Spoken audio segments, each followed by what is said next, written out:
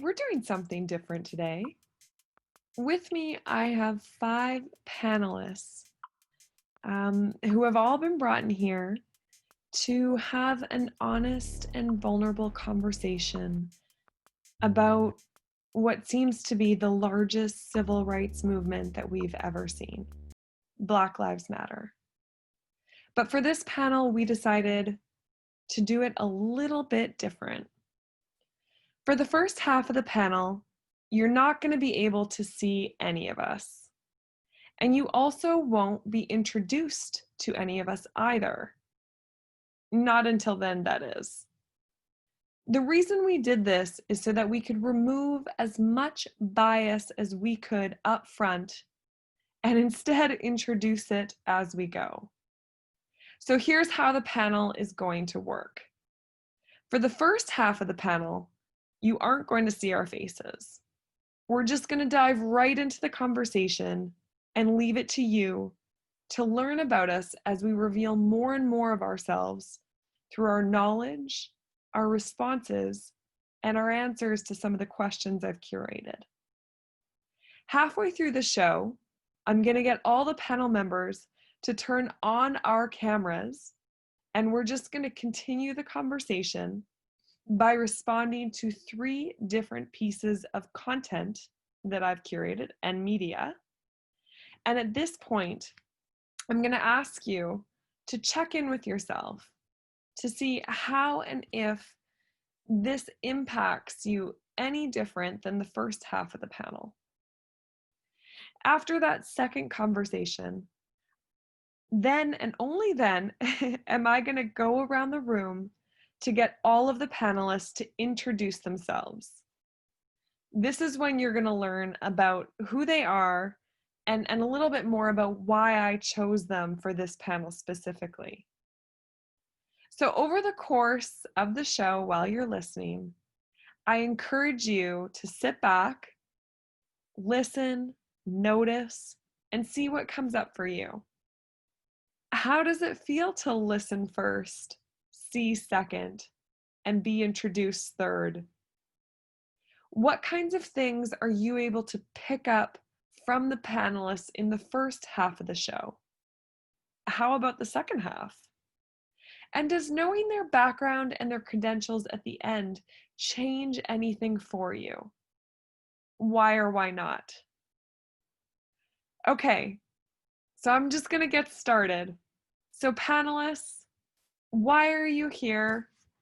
What does it feel like to be on a panel that's going about this a little bit differently?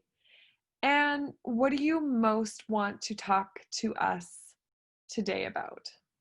So my kind of idea for today, joining with the other panelists, was to just partake in a conversation with varied perspectives from people with different lived experiences, and sharing kind of my own perspectives based on my own experiences. And I'm really looking forward just to kind of hearing what other people have to say, and also to share their thoughts, ideas, and to just have a kind of in-depth conversation about a movement that affects one group in particular, very much so Black people, but at the same time has really kind of swept up and catapulted a lot of conversation. And I think it's really important in terms of discrimination, inclusivity, and I'm looking forward to kind of diving into that. Cool. Tanelle, what about you? And what do you feel? Comment maybe on the reveal or of defacing ourselves. How do you? All right. So I don't want to reveal too much about myself before I get there, I guess, but I have not always lived as a minority group, and so it's a new perspective that I have been given. And before my taste of adversity and being part of this minority, I was blind to pretty much all of it. I saw humans as humans and people as people. And in the past 6 years, I've had my eyes open. So this really plays it's like a depiction of what I've lived myself, where I was blind to everything around me and I just saw the person. And I've been in my in my time of awakening, as I realize that there's contention amongst others because they don't hold true, or they haven't been taught and it's not part of their culture or the culture of their surroundings. So I'm here to listen and learn, and I'm very naive to all of this. So the first names only is, this would be how I walked into a room and saw everybody that way. And then since my adversity, it would be like when everybody turns on their faces in this room and I'm forced to see the difference. Cool. Anyone want to jump in after that? Just a quick description. Well, just because of Tanelle's picking up on the aspect of being previously blind to this, and the language that has been floating around in the last month or so has included people saying, oh, but I don't see color. And the idea that some people say, oh, I'm blind to color, it doesn't make a difference.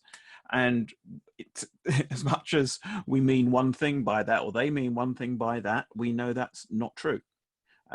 We know that we do see and make judgments, and that's an inevitability of daily life. It's what we do with them, whether that turns into mass stereotyping, whether it turns into discrimination, etc. And like Tanelle, the aspect of me being a minority is something that I can't turn off. It's something that people see when they see me, but it's not something that I've always had. So therefore, I do own the fact that I come from certain privileges prior to that. And I've struggled and discussed all my life with people about the difference between absolute and relative privilege, and also the whole aspect of intersectionality. And the thing I think for me that has grown during the last month or so of what has kicked off has been two. One, why are we still doing it? And having chatted to a guy who was on a civil rights march in '69, around the same time that civil rights were still an issue. They're still an issue now. Equally, around the same time that LGBT issues were coming up as marches and prides and riots. So 51 years later, why are we still having these things? Why are you still fighting why are people still fighting for the same civil rights that should have been or were granted 50 odd years ago? And suddenly the reality is that it hasn't sunk through to the police. It hasn't sunk through to structures in society. It hasn't sunk through to employers, because they are not color blind. They make a difference on CVs. Your name makes a difference on a CV if your name has an ethnicity or a cultural background to it, or gender to it. So these things do make a difference, and it's a fascinating experiment, the first half of this, to see what it's like with so many of those turned off. Yeah, and what people are already thinking of us based on this initial conversation. Alia, you have your hand up. Could I keep? Yeah, I just wanted to jump in and add there, because I do think that that's like a very important point. Like, they're kind of speaking to the idea of privilege, and in particular, we're talking about sort of like colorism. And I think that this idea of kind of going from a group of perhaps where you didn't experience outward prejudice, and then becoming part of a group that you would identify as a minority, that are marginalized, I think it kind of speaks to the idea that privilege is or sort of a context. Like, whenever there's a power structure, there'll always be people at the top of it and the people at the bottom of it. And so you can always be subjected to either being on the bottom of that power differential or the top of it. And if people approach privilege more as kind of an open-ended question, as opposed to, do I have it or do I not? But when do I have it and when I don't? Then I think the way we would treat each other and the way we behave with each other would be entirely different. And so I think that the movement of Black Lives Matter, and the conversations that are being had, and this idea of oh, well, I don't see color. Like, it speaks to that ignorance of not understanding that you probably are in positions where you exert a privilege over other people, and where you're marginalizing. And likewise, you also might find yourself at the other side of one of those power differentials. And so if people could open their minds to that concept, I think that it would make for a much more tolerant society, and accepting society. And so I think that the idea of this panelist with the diversity of backgrounds and the diversity of thought, it kind of gets into what I find the most interesting aspect about this movement, which is just picking back, like going deeper into these really hard questions. And so, yeah, I just wanted to kind of add those 2 cents there. I love that. That was the intention of curating, right? We curated and designed and chose you all to bring the just a multiple of perspectives. And some of the images that we're going to see in a few minutes showcase very, very clearly and very, very blatantly, and the statistics are written on the walls, that the representation of perspectives is not diverse enough. Bosco, you had your hand up. Hey, Max, thanks for having us all together here today. I think, history leaves clues whenever we're in difficult times, and we are in difficult times right now as well. But, I'm an immigrant that's traveled into different continents, and I wanted to share with you guys, a moment in time. American slavery started at 1526, and the date for the abolishment was 1865. And that's basically 339 years. And then in 1865 through 1954, we went through what we call the segregation era in North America. And in 1954 until now, we are going through what we call the undiscovered to the discovered era of racism and discrimination. So there's multiple narratives here. There's a narrative of a forgotten continent where the actual slaves came from. And there's also a narrative of what the impact of that particular moment in time has created in society. And so I feel like I'm here because we owe it to ourselves to be better humans and have a better discussion. But more importantly, we're driven not by race, by name or color or passport or indigenous roots. We're driven by a common purpose. And that purpose should be to leave humanity and society better than we found it. 100%.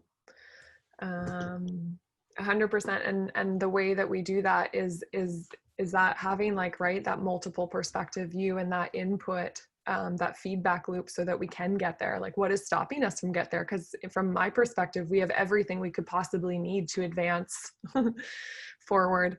Miguel, you want to tell us where your head is at these days?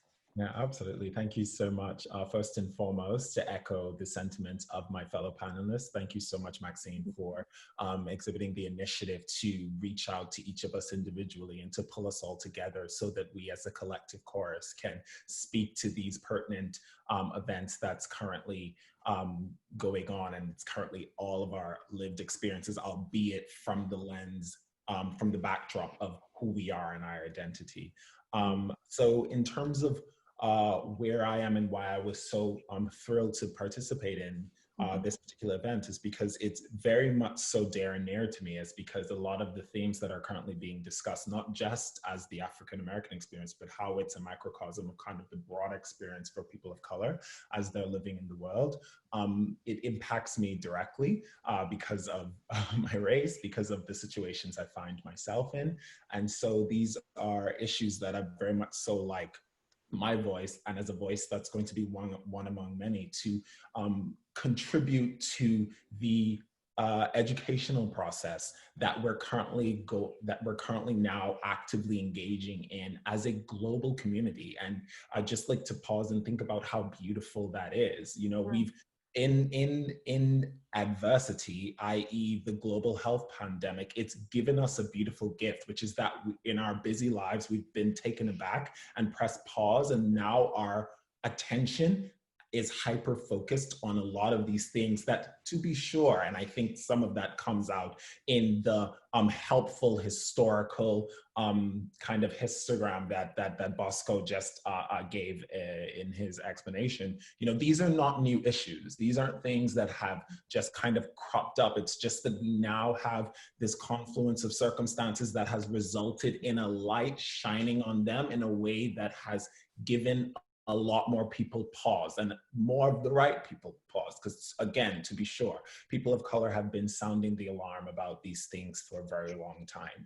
And another point I just wanted to kind of, invisible thread that kind of brings us all together, even with our diverse experiences, is that you can be, you don't have to be a person of color to recognize oppression and to want to stand up against it. And that's also the beauty in finding similarities in this experience. You know, many of us will not necessarily be a Black person. And so we shouldn't take Black Lives Matter literal in all of the lessons that it's teaching. It is meant to be literal in that Black Lives Matter and we need to support, you know, Black lives, but also in that oppression should never be allowed to flourish. And so whether or not that's with respect to kind of, you know, male privilege, understanding how we can create, you know, equality as between the sexes, how we can create equality as between sexual preference, et cetera, any type of difference where that results in kind of a hierarchy that results in a marginalized, oppressed people. This movement also represents the elevation and the harmony that we need to come together to make sure that we're all living our fulfilled, loving lives. I got to comment on that. You said some very impactful things to me. I just took a class yesterday in Japanese culture, and they said in their constitution that was written in the 1700s, harmony was the #1 priority. And that the tea ceremony master, that was the Zen leader that was leading it was a tea ceremony. He said all kids there can, they know that that is #1 most important, is to maintain harmony among a group of people. And you also said we should never be able, like racism and these oppressions should never be able to flourish. I found it very interesting you used flourish, because what does flourish mean? That they can grow. And that, you know, I feel the same thing about what's happening in Yemen right now. Like we should never, like children should not die of starvation. Can we all collectively agree, no matter what background, race, age, gender, or years of experience we have, that that should just never happen? And can we just make that a priority? And in the reverse, it's actually flourishing. Like child hunger is flourishing because there's conditions that allow it to flourish, just like viruses pass. I want to step away from that a little bit into a bit positive. You said this is a very incredible time that we're all focused on these problems at the same time. He's kind of said that all these things, you know, stemmed, and we've got this collective consciousness that's focused on this global pandemic. And about Black Lives Matter and about discrimination, and that the whole world is seeing and thinking about the same things. Can you guys comment on the power of that? Have we ever seen that ever happen in history? And does that give us more opportunity to direct the ship where we want to than we ever have had the power to do that? Or are people just people, and they'll always fight, and there'll always be power struggles, and there'll always be oppression, and there'll always be these things that people say that have always been? Does that still have to exist going forward with where we're at today? Alia. Yeah, so to the first point of your question, kind of like, how did this become sort of the zeitgeist right now? I think that kind of as Miguel was alluding to, you almost had like the perfect confluence of factors, like with the global health pandemic, that had people really disassociate from their kind of, let's call it their normal lives. And there was a lot more time, like just to themselves, with less distraction. And it seems as though that is contributing to people's sort of like participation, like in Black Lives Matter, but more so like in this idea of like kind of introspection, thinking about like these power structures, marginalization, and these issues. And I do think that that's really interesting, because as other panelists have said, you know, this is not a new problem. This has been around basically forever, like since the inception of like civilization. There's always been like kind of the haves and the have-nots, and people exerting, one group exerting power and marginalizing another. And someone has also said that, you know, people of color have been sounding the alarm about this for quite some time. And so the question is what is it that is really like in the water that's allowing for people to like perk up their ears and listen a bit more now? And I think that it's almost it's just going to be interesting to see like where this goes, because you also have, of course, like the use of social media and these kind of like guerrilla social media movements, and they're prone to sort of this people just kind of bandwagoning, and it's hard to peel back and say like how much of this is a genuine interest and a genuine kind of people kind of like picking up the torch, so to speak. And so I don't know what the answer is, and I don't know like if it will affect change.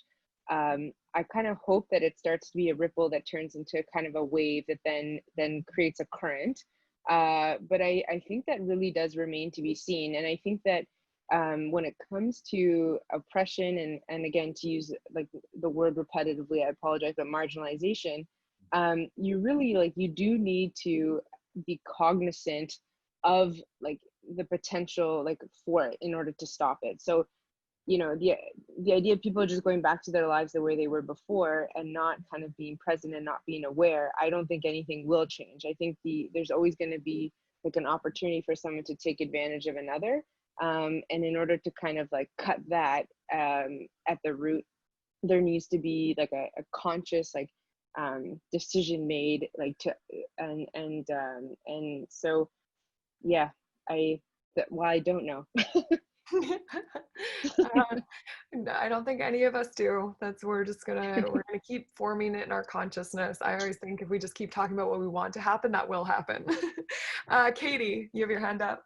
Yeah, I'm an incredibly positive person, but I'm also very much a realist, and part of me wants to say straight away, no, we're going to have to keep doing this around Black lives, around numerous other discriminations, repeatedly. Every generation almost has to do it again, and that seems to be the case.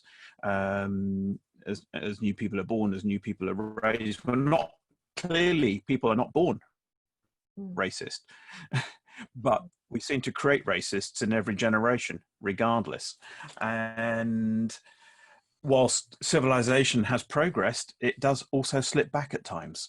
And it's like that old analogy of the frog trying to climb out of the well. He climbs 3 meters and then slips back 2. How long does it can get out? I think we do progress, therefore, but I do think we're going to have lots of slips back. And, you know, we're currently in both a slip back at the moment and an opportunity for potential and change and progress again. But if you think about it now, there are some things now that we wouldn't go back to, we would say, but they, you know, like we wouldn't go back to slavery now. But to what extent has slavery got a new name? You know, human trafficking.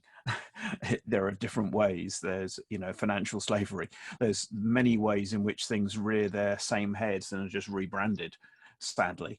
So some of those things, we wouldn't go back to the line of 150 years ago or even less than that, of not allowing women to be educated, not allowing women the vote.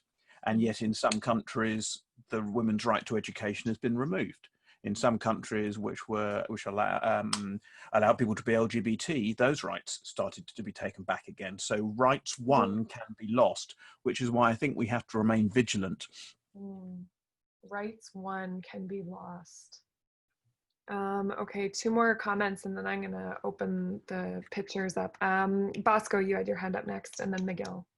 Yeah, I think we're living in an era of multiple narratives, as I said earlier. And you know, one of a famous celebrity recently said, "This is a conversation that's been going on for years. The only difference is it's being recorded, it's being archived, it's being told, you know, in a visual storytelling aspect." And so I think this is why we're here now, is because, you know, back in the 60s or in the 50s in the segregation era, you heard about things through a newspaper. You saw a lynching or a cross burning on a newspaper, and sometimes that news wasn't in real time. And now, let's not forget that no matter where you stand, no matter what conspiracy theory you may have, we all came together because of a video that went viral.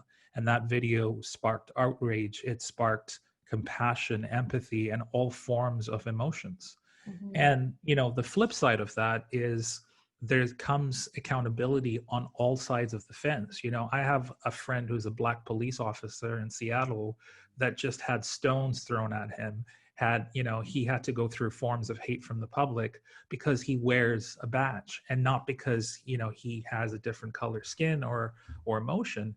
Hate comes in different narratives. And so, am I confident that we are going to get this, figured out? I think that there's a lot of room to grow for all of us on all sides.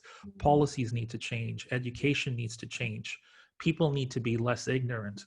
But more importantly, I think the best way to answer this of where we're going is, in order for us to get this right, we all collectively have to come from a place of love and harmony, as you shared, Maxine, because the problem is we're not coming from a place of love.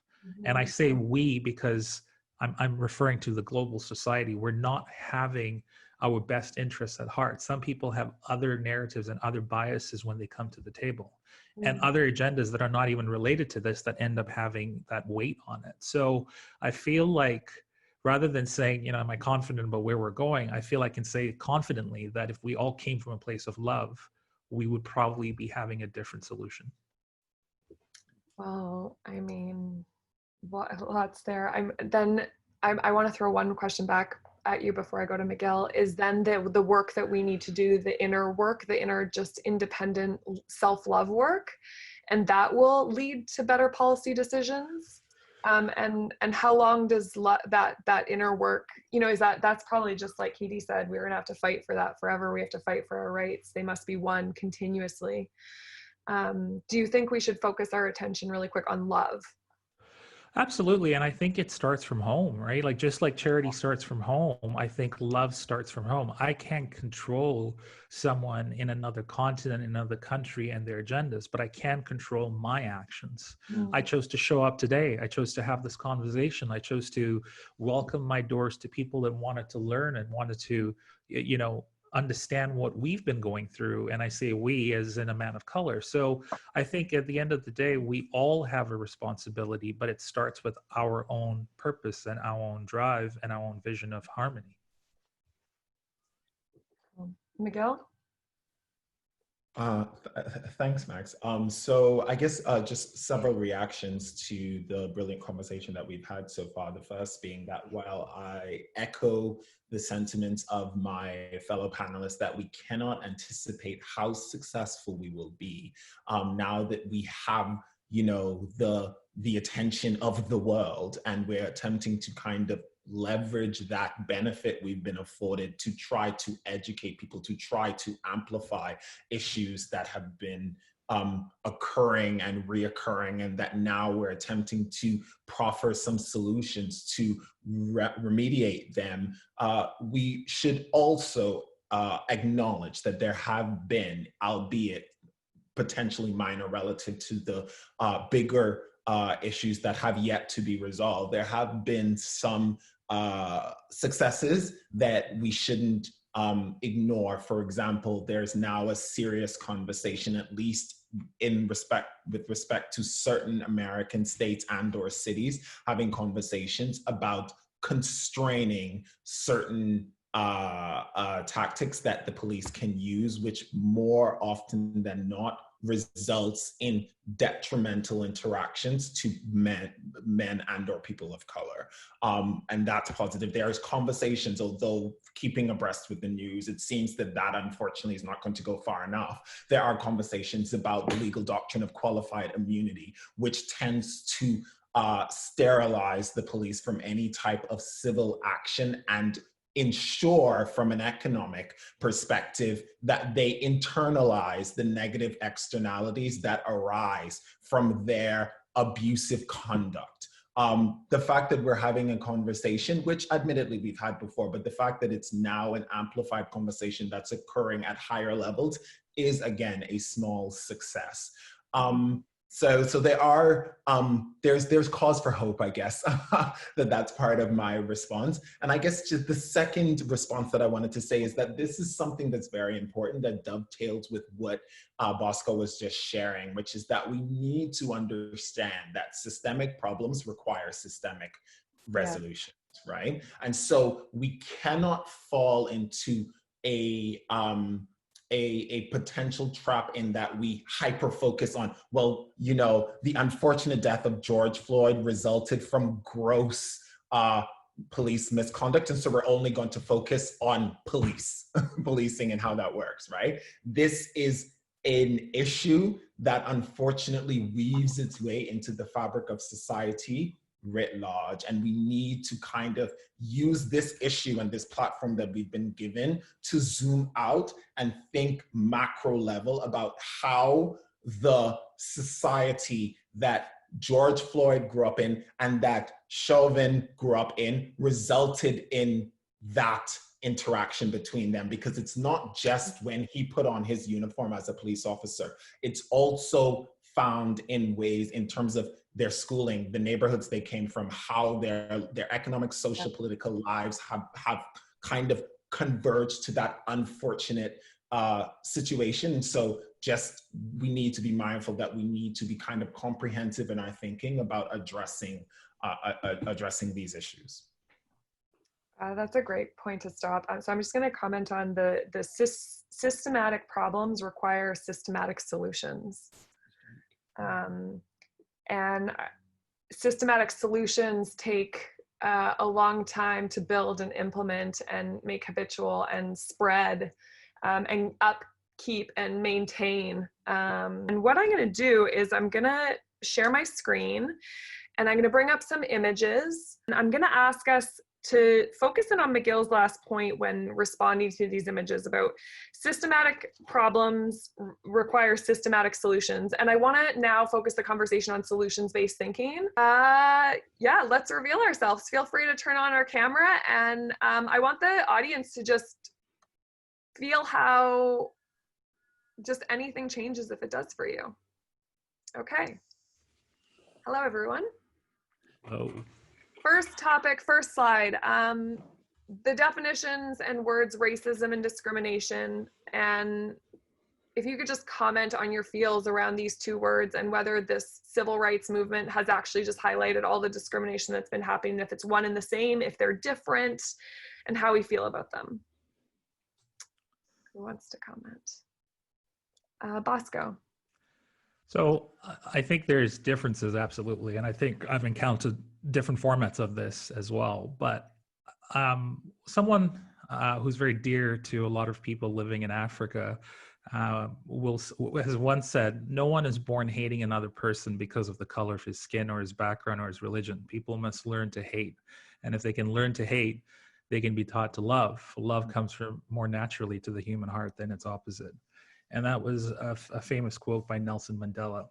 And I feel like while these two entities are a different fountain of the Kool-Aid hate era, they also have the same oppressive feelings and impacts as well to society and people that have been oppressed by racism or discrimination. So I think we need to be taught how to see past the color, how to see uniformly through an equative society. And I think that takes time and building from the young generations and rebuilding the future generations as well.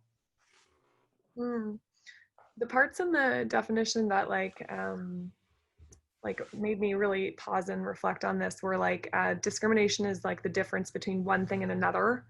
And then racism is the belief that different groups possess different abilities.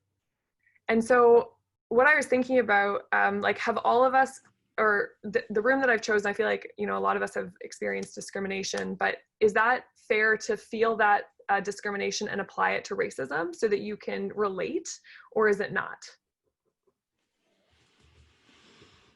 Yeah, Alia. Oh, you're muted. There you go. I had a thought that I'll share in a second, but could you clarify your question for me? I think I missed the last part. Yeah, I was kind of spinning on, like, if you've experienced discrimination, being unjustly, categorized based on some characteristic, can you relate to people that have experienced racism? Is there some commonality that you can, like, feel and have a bit of an understanding of what that's like, or no? Are they two very different things? So like intuitively, I would say, yeah, I don't think that they're like two completely isolated concepts. Like they relate to one another.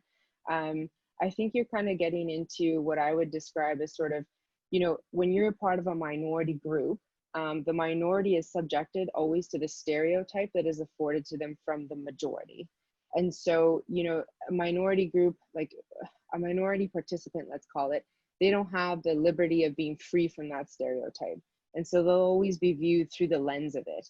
And that's something that it's hard to have the conversation about racism, about discrimination, and kind of these dichotomous, like on off, like when I say always, because there's probably varying degrees of like the level of transgression, let's say, if somebody's prejudiced like against me, and sometimes you have like these things that people would describe as like, oh, well, this is like a positive bias, and so like it's not as bad as a negative bias, let's say, right? In terms of what comes to mind is like, in my discipline, in my field in medicine, there we talk about an underrepresentation of minorities, but the reality is a very particular amount of minorities. It's First Nations, it's Black people, and it's Latinos. And so there's an overrepresentation statistically based on the amount of people that are found in the general population of, say, Indians, Chinese, and then the list goes on through like other Asian demographics. And so they say, but that's a positive stereotype because people think you're smart. But what they don't realize is the transgression is actually holding the minority group to the stereotype, where the majority is afforded like the privilege of just being. They're just being who they are.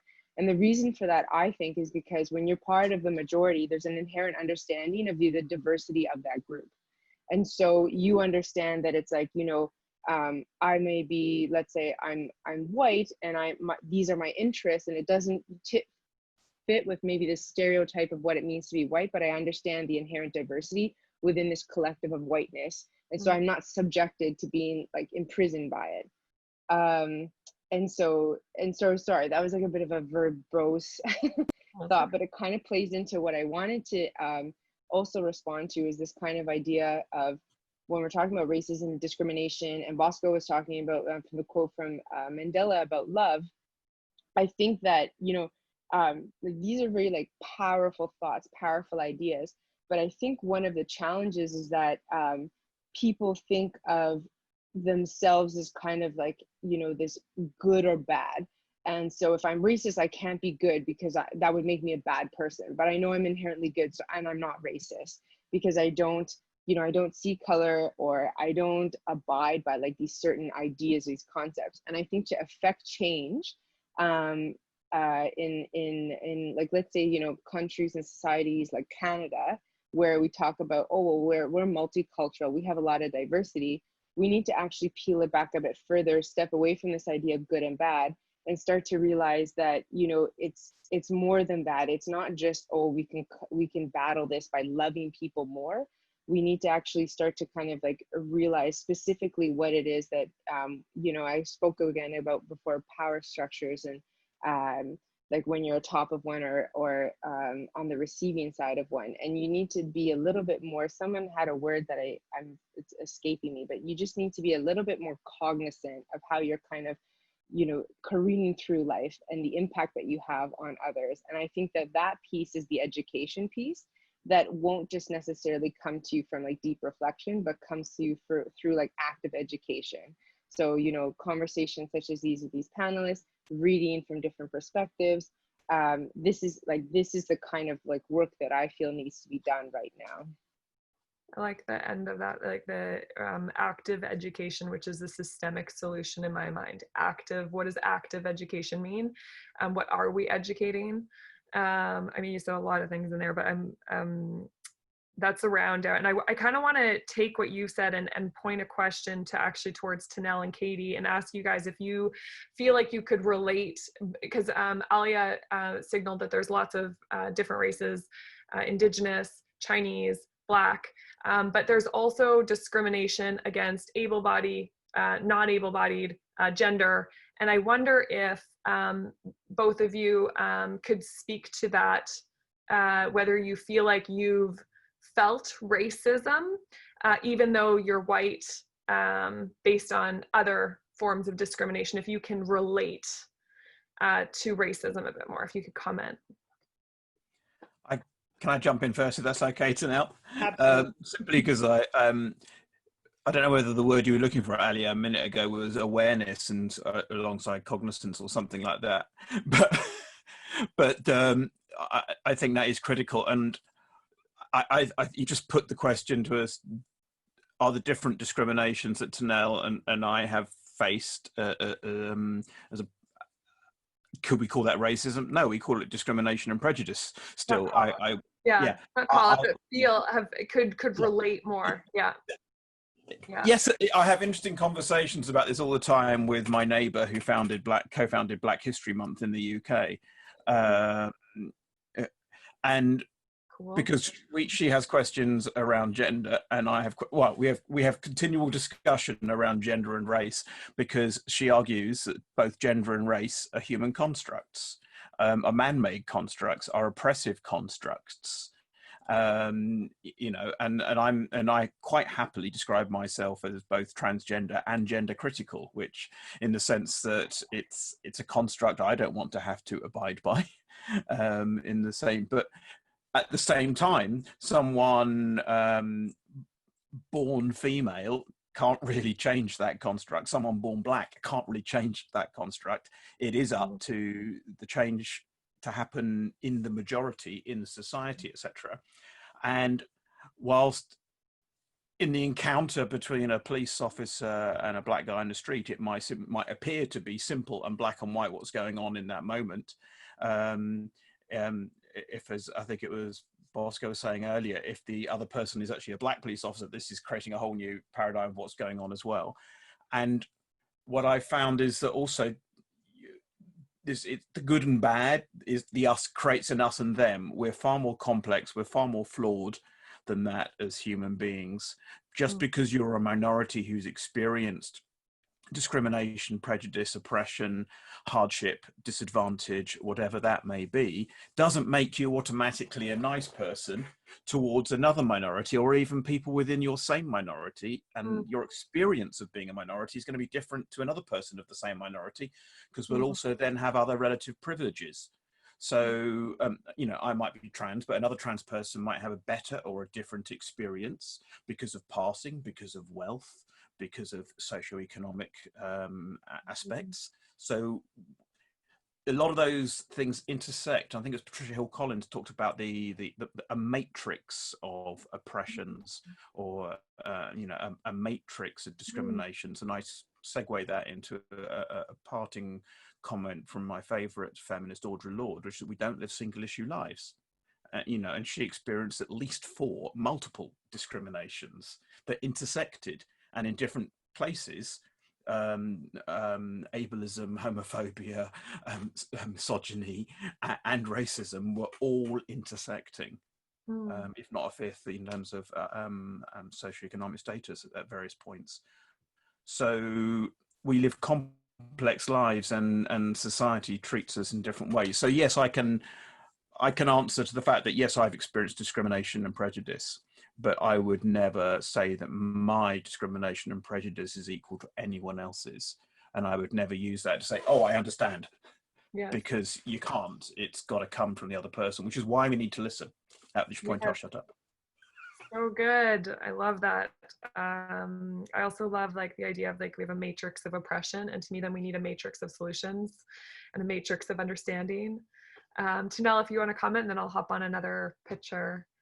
Oh gosh, Max, I feel a lot like you, and I'm trying to rapidly learn all of these things and have been inundating myself with education, which is also not a very great thing.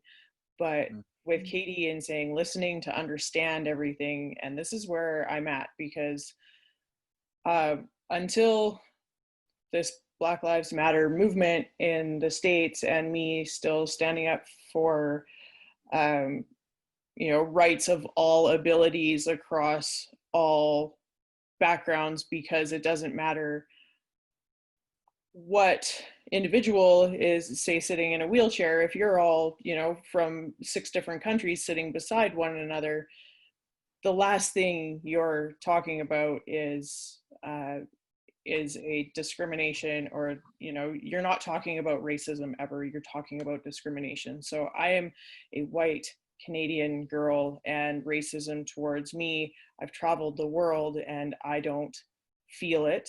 I have no idea what others are feeling with that sense, but discrimination I have felt every day of my life, even being the said majority in Canada, because I am a female, because I'm an educated female, and now thus with the challenges that life has thrown at me, it's every day walking down the street.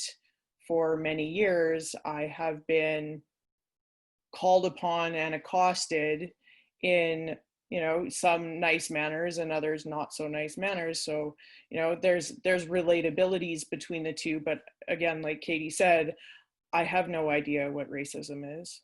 I've never experienced it. And I'm just going to pause because we talked at the beginning before we started the official. I don't know if people know that you're in a wheelchair and to have faced discrimination maybe from another. I'm trying to leave that out, but I tried. Oh, okay. Well, I feel like well, I love it. I wanted to bring it up because I think it gives you that perspective. And what we kind of talked about at the beginning was like Zoom is such an equalizer. We we started without our faces and we just started with our knowledge. And on Zoom, we can't see that. But it is another form of just like seeing a world from a different perspective, but that's fair. Okay, I'm gonna move on to 2 more images to kind of get your guys' thoughts, just drum up, again, solutions-based thinking, feelings, visceral reactions, etc. This one really stained a lot of negative feelings in my stomach when I read that Donald Trump decided to start his campaign after the first campaign after the virus he decided to do it in Tulsa. And again, I hadn't had an opportunity in my education to learn about Tulsa and the massacre that took place there, have only recently learned it. And I was just, sickened by this pairing and wondering if you guys felt, if you had heard about that he did this, if you think this was strategic, what are your feels on it? Is there ways to fight this, or does this just stoke the fire? What happens when we have a leader that does something like this? Just open thoughts. Well, I think one of the comments from a political leader was this wasn't just a wink to white supremacy. This was throwing them a home party, and it was Joe Biden's most likely vice president candidate that said this. I think her name is Senator Kamala. I think it is strategic, and I think it's how we as society feel it. I think whether you're pro-Trump or against Trump, one of the things that he has eloquently advantaged himself from is leveraging clout and leveraging, the timing of everything. And so I think many people will look at this as a strategic move, but it's up to the rest of North America, and it's up to how everybody else responds to this. Do you respond to it in a form of hate? Do you respond to it in a form of a blackout? Do you conform to it, or do you actually go back and say, we're going to make our cause even stronger and even more powerful, and really just black it out? And maybe that's the right way to do this. However, I feel like there's definitely some strategy in his intention to do this is because it's almost like a deflection. Look over here. Don't look at what's going on at the rest of the world. Look at what's going on at this particular rally. And I think, politicians are strategists by nature. And I like it. You said it's like it's our response to this action. Miguel. Yeah, thanks so much, Max. I guess just before I kind of respond to the Tulsa Race Massacre point, I just wanted to make a very nuanced, but I think important point about the discussion that happened before, which is that we had a beautiful conversation about whether or not empathy should animate our ability to understand racism, even if we are not within that target group that experiences it personally. And I think while that's an important conversation to have, I think the point that we should also be making is that we need to have more sympathy, which is that I understand I can never walk in your shoes. I can never live in the same way that I myself as a Black male can never live a life of a female, but I will support and defend your right to be equal with me to my last and dying breath. And so that's me being sympathetic, also appreciating that I myself am not a female. So too with the Black Lives Matter movement. I think it's so important and beautiful to have this listening, learning, and loving experience from allies, as well as people who are directly impacted, because it shows an attention to an issue. And in some respects, it's actually even more beautiful because I am willing to live and learn from something that I myself cannot directly borrow or learn from, but I know the inherent sense and legitimacy of the issue, and that's why I'm willing to learn. So I just wanted to kind of punctuate that point. And just with respect to kind of the Tulsa Race Massacre, I echo everything that Bosco said. This was obviously strategic. There was a very somewhat comical but poignant point that was made through one of the political shows that I follow, where they said, I'm not saying Donald Trump is racist, but the racists seem to love him, right? And so is it not fair to say that he's not racist? I think they were trying to, they were making it comedy, right? He's absolutely racist, but what they're trying to say is, notwithstanding his vehement denial, you can, shout the clarion call that I am not a racist, but somehow your actions seem to constantly welcome racists. So irrespective of the fact that you may not want to call yourself racist, there's something curious that you need to think about, that you constantly attract racists, Yeah, I feel like it's just so blatant. And this is like sickening strategic. This is like disgusting strategic to me. It's like it's clear as day. I don't even think he has to do any reflections, but yes. Absolutely. And I guess just the last point that I would use to kind of punctuate all of the amazing points that was made by Bosco, which is that, again, we are in an age where a lot of issues about race, particularly those that have been festering in the US, but have been stymied from elevating themselves to the point where people at the top levels are listening. He's attempting to displace that chorus that is now crescendoing in the US. And that's why strategically and intentionally, he attempted to kind of remove this conversation about Black issues by having a rally, right? So I absolutely think it was intentional, especially given the unnamed or shall remain unnamed characters that he has near and dear to him inside the White House. Again, it just underscores the point that this was failed and feeble and shameless attempt at reprogramming and attempting to move the collective conversation away from Black issues, which is so unfortunate, rather than leaning into and engaging with what is now being discussed, not just in his country that he leads, but also the world over. He's frantically attempting to displace and move that conversation because he does not know how to contribute to it in a way that's honest and meaningful. No, he does not have that. Okay, I'm gonna jump into the next one, Alia, before this one, because I think it feeds like this idea of having this leader that is driving us towards chaos and conflict and just like stoking the fire with evil policy strategies. Is this as relatable as, some of the biggest corporations out there who house platforms that impact millions and millions of people, also not having a a wide range of perspective is very white-led, and these white-led organizations that have zero, like let's add the number of users that LinkedIn, Twitter, Sephora, Gap, Levi, Disney, and countless others have an impact on.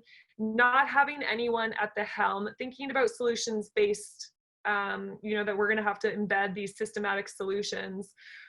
What does this bring up for you guys in terms of like what does this lead to? How do we fix this? Is this a really great, is this a good place to focus our attention on, is making sure that the people who are governing the platforms that have a lot of reach are led by a diverse panel? I just want to hear you guys' thoughts on. Is this just Black or people of color?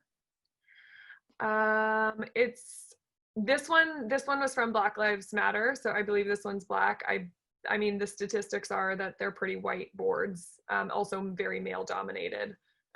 So I could have probably pulled up a more representative, but this one is strictly on, Blacks, which I read a stat, 15% of the population are Black people. And they said they're starting this pledge of if 15% of the people are represented by Black individuals, then should we have 15% of our products be made by Black and 15% of our boards open up?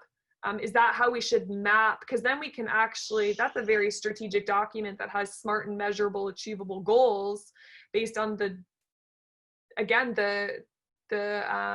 what percent of the population come from where. Can we make sure the boards that are governing our nations match those numbers?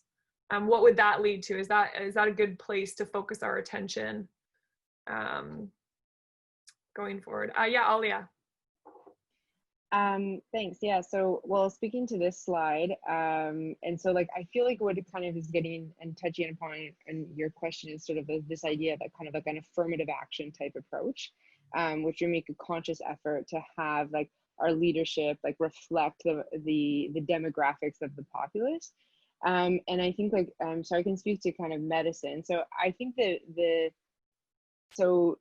the benefit of having leadership reflect the diversity of the people that it's supposed to serve is that it's, at least in medicine, it's kind of borne out by evidence that it's very hard to get people to care about different groups if they're not part of that group. So if you want to talk about, for example, like more remote communities, lower SES communities, it's more effective than rather than convincing, let's say, like a physician that grew up in like downtown Toronto and is maybe like a legacy child of a family of physicians to go and move to rural Saskatchewan and set up a practice. Like you'll be more successful if you could convince a kid from rural Saskatchewan to go to medical school, and they would be more likely to go back to that community and set up their own practice. And so I think what that speaks to is just that, you know, it's hard to get other people to see the perspectives of certain lived experiences. So if you can have that reflected in your leadership, then you're kind of like hedging your bets that those individual needs will be served by the leadership, because those voices won't be kind of eclipsed by louder voices. I think like, you know, we're not here to really discuss like, do we think that affirmative action like serves the purpose that like its inception was designed for? But I think that like that one tenet has been borne out in evidence that you do need, there's strength in diversity at the level of leadership. But that doesn't necessarily mean that the job is done once you've just hit the marker of saying, oh, numerically, like we've met the bill here.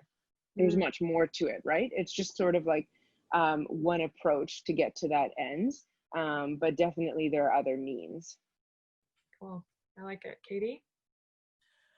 Yeah, it's representation, visibility absolutely matter and make a difference. At the same time, there are curveballs that mess with my mind from time to time.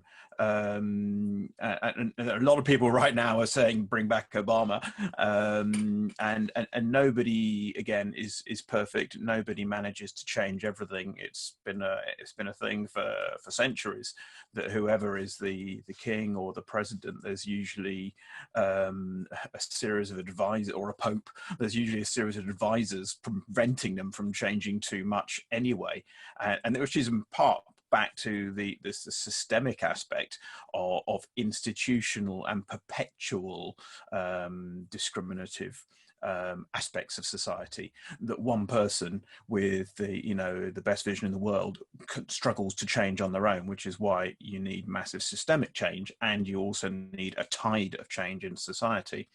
And to say the curveballs that I have are things like the fact that there are obviously black Republicans, black right-wing conservatives in the UK. The fact that in the UK we've had 2 female prime ministers and both of them were right-wing, and they both oversaw toxic anti-immigration and racist policies. And we've also now got the most black and minority ethnic cabinet that we've ever had in British history, but it's not black. It's for people from the Asian continent areas, and then people say, but we can't be racist because we're not white. And you end up the fact these complexities still exist, and people can still carry out policies that are racist, even if they are black and minority ethnic themselves.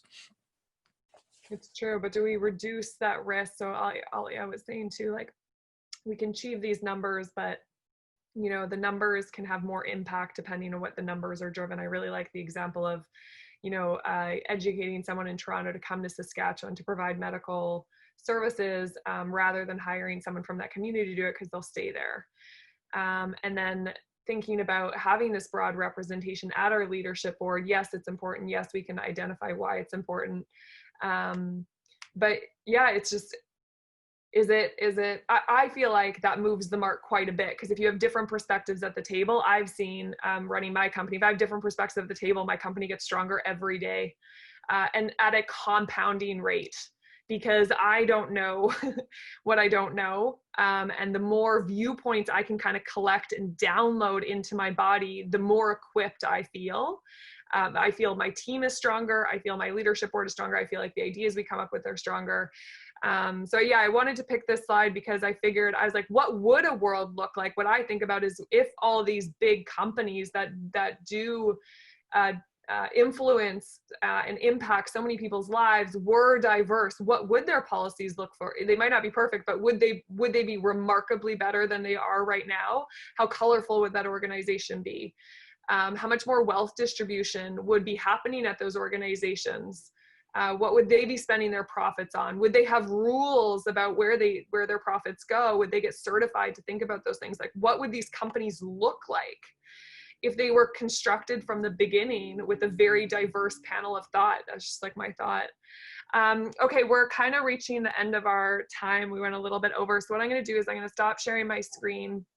And hopefully through those questions and a few of those discussions, you've got a glimpse into people's backgrounds. But to close out, I would just love to circle the room and to have you guys answer a few questions. I know a lot about, and my wish for like what I can affect, like what are you going to do in your world to impact based on your perspectives going forward right now. Does that make sense? Miguel, you want to start? Sure. I am, so as in what I'm currently doing right now, Max? Yeah, so I'll repeat the questions again. So like, I am, what do you identify as? I am a what? What would you fill that question in as? I know a lot about, and like a commitment that you're kind of taking, like what can you do in your own world to advance, advance your surroundings and beyond. Yeah. Okay. I am a Black Caribbean heritage, currently grad student, but dual qualified trained lawyer. What can I do to, or what do I know a lot about? Unfortunately, I know a lot about my lived experience, and so I'm able to kind of really relate and connect to what's going on a lot in the world. But in a technical sense, I know a lot about the law of private equity. So very unfortunate because before I went back to grad school, I practiced private equity M&A law. So I have a lot to atone for. That's the Cliff's Notes. And how am I going to do better or contribute to the world? And that I historically used to mentor minority at-risk young men, and so unfortunate for the past few years I've stopped doing that, but I have committed to myself to pick that back up, and I really enjoy doing it. I really enjoy mentoring. I am a staunch advocate of education, whatever that looks like for people, and so I'm going to commit to supporting education to disadvantaged groups with a specific focus on minority men. Well, we're gonna have to get you a Pick My Brain profile, Miguel. Amazing. Katy, it's so funny that we're doing this like kind of in a reverse, because now I have all these different questions, right? But it's interesting. Katy, could you introduce yourself to close us out? Oh gosh, I am a, what do identify? Identify is a whole separate question for me. But what am I? I mean, yeah, I've done loads of things in life. I don't kind of want to reel off a list of my past in that sense. What am I is I'm a person now living to take people as they are, to discover the best in other people and actually platform that. And it's kind of mixing up your three questions into one. What do I know a lot about? I know a lot about people because I spent a lot of time trying to learn a lot about myself. And I realized that I'm a complex person, and that yes, I have feelings, but yes, I can also sometimes choose to set aside my liability to take offense and to actually say, well, hold on, you were trying to learn, so I am willing to teach you and things. And I think that's relevant to me in two ways. One is I want to, as I say, I do definitely want to listen to others more who have different experiences to me, and platform and give them a voice. So I want to raise and level up and give them access. I've had to learn to do that myself, so I'm very happy to share my path, but everyone else's path to finding that same platform will be different as well. But if I've got a platform, I want to damn well share it. But secondly, within that, this doesn't always go down entirely well with everyone, but I think we need to be nicer to our allies. Because to change society, we've got to get allies on side, we've got to get moderates on side, we've got to get the middle ground. And that means not always jumping on the allies for getting it wrong a little bit, but just saying, hey, I completely understand why you might have done that, but we prefer to do it this way. There's two ways you can respond, is what I'm saying, to an ally's accidental mistake when they are actually trying to be an ally. We can teach them to be better good allies. And one response people often say is, I don't need to teach you, you can go and learn yourself. And yes, we can. But that would assume that we actually had good education systems which were already diverse themselves and had Black history and had slavery. Slavery isn't even taught in many curricula. I only discovered much of it when I found out that my relative was the person who founded the Anti-Slavery Society in the UK. It was a relative on my mother's side. But that stuff isn't taught in schools. And then a school in my home city, in my city in Norwich, actually I discovered was still doing slavery auctions until 10 years ago as part of charity events. So there's a lot that you can't just tell someone to go and learn, because it assumes there's a balanced place to go and learn it, and not from fake news necessarily on the internet. So sometimes we are the best teachers, even if we feel like we're exhausted from teaching people. And I obviously feel that as a trans person, that I'm always having to educate people about being trans, or as a bipolar person, educating people about mental health. But it's my choice and I choose to do that. Nobody should have to choose to do that, but those that do can be used to then educate the allies. Educate the allies. I love it. Tanelle.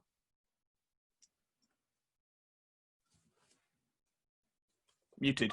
I'm muted.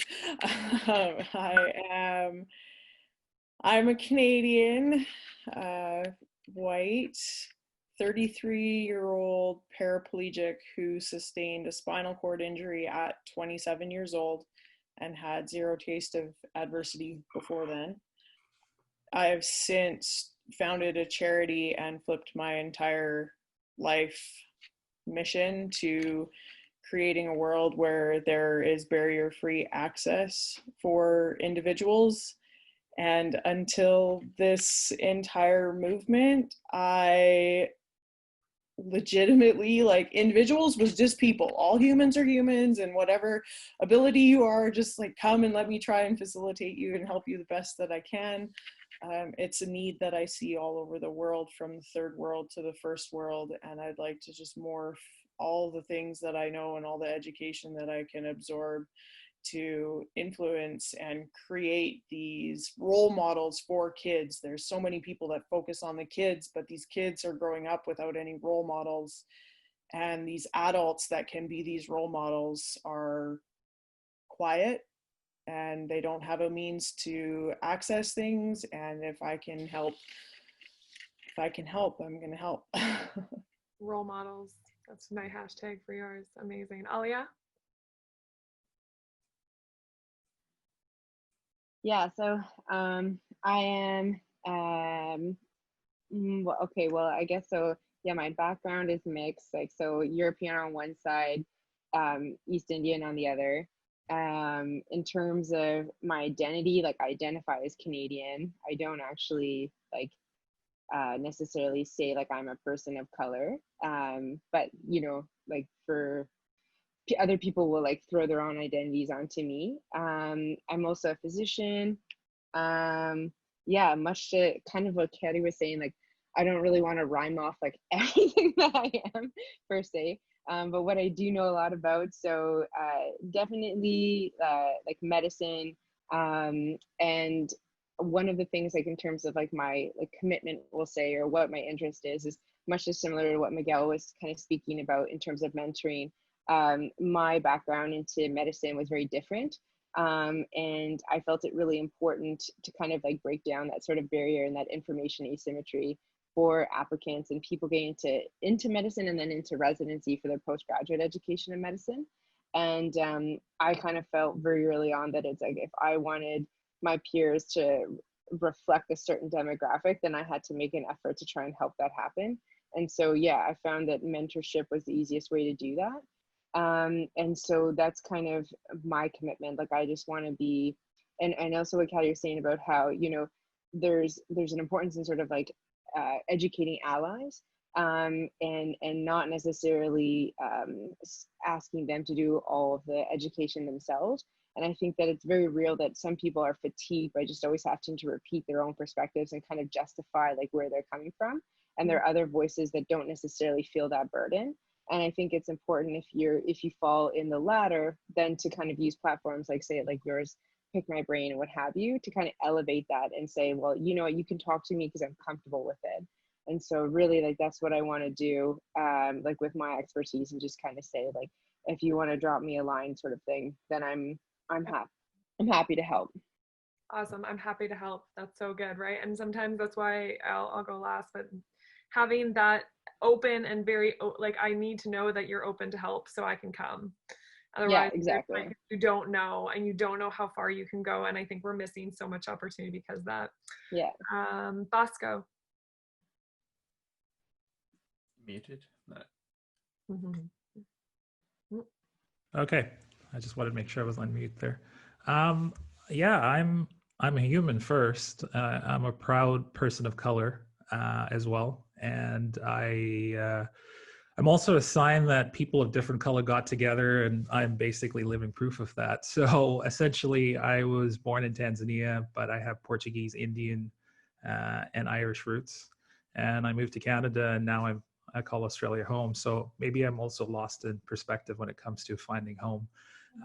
But I feel like, you know, I'm a storyteller, I'm a strategist and a speaker, but I feel like I know a lot about resilience, and I know a lot about pain, and I know a lot about fear and love.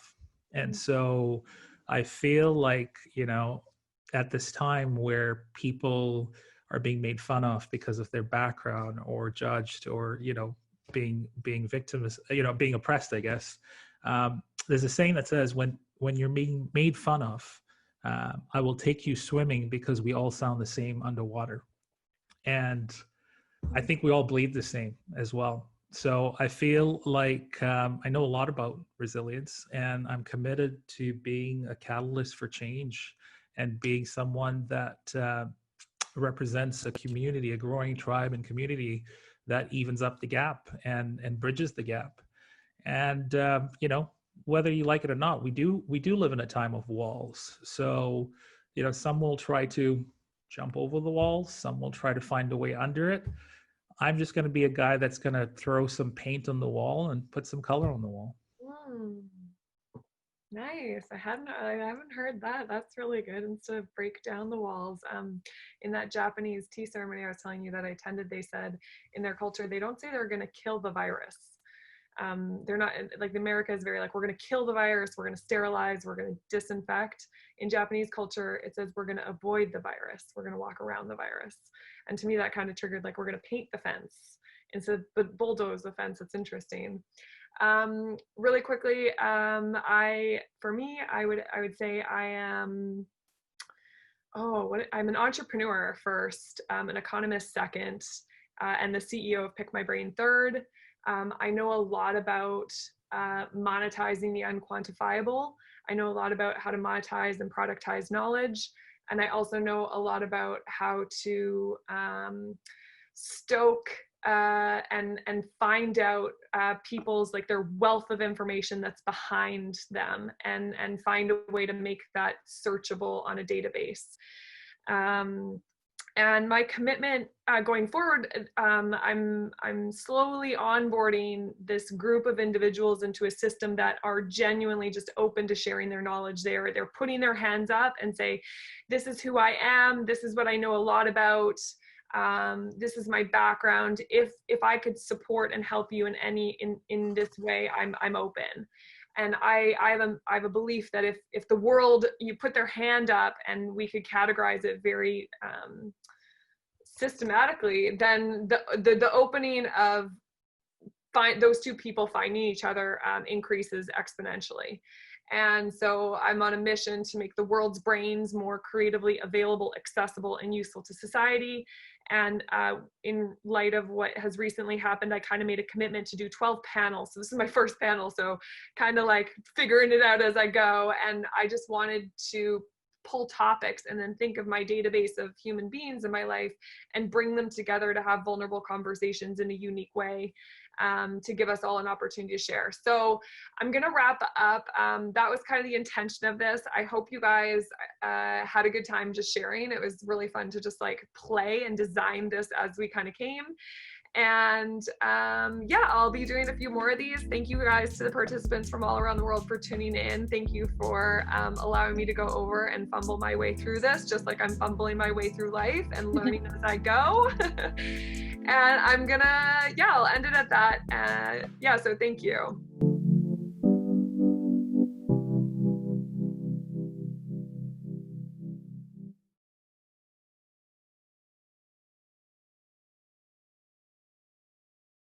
Thank you guys.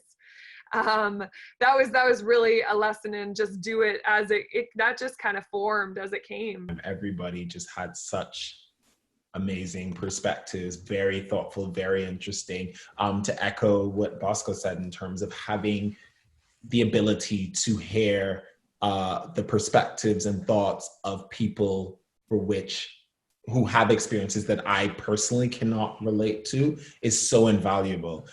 There was a minor anecdote that relates to this. One of my white straight male friends reached out to me during this and was like, look, if you feel uncomfortable, let me know, but I would just love to just talk to you about your experiences, because I can never experience what you experience as a Black male navigating the world, but I can do my part by listening. And I was so touched by that. And that's how I try to go through life as well, living and learning from other people. And this was kind of the point I was attempting to underscore when I was saying, yes, we can focus on empathy, but sometimes we just need sympathy. I just need to see, like, I see you, I hear you, I love you, I respect you, I will support you, even though I cannot know what you are going through. And so, yeah, I thought this was an amazing, amazing panel. I had such a great time participating, and thank you so much, Max, and thank you to everybody who was on the panel alongside me. You all are stars.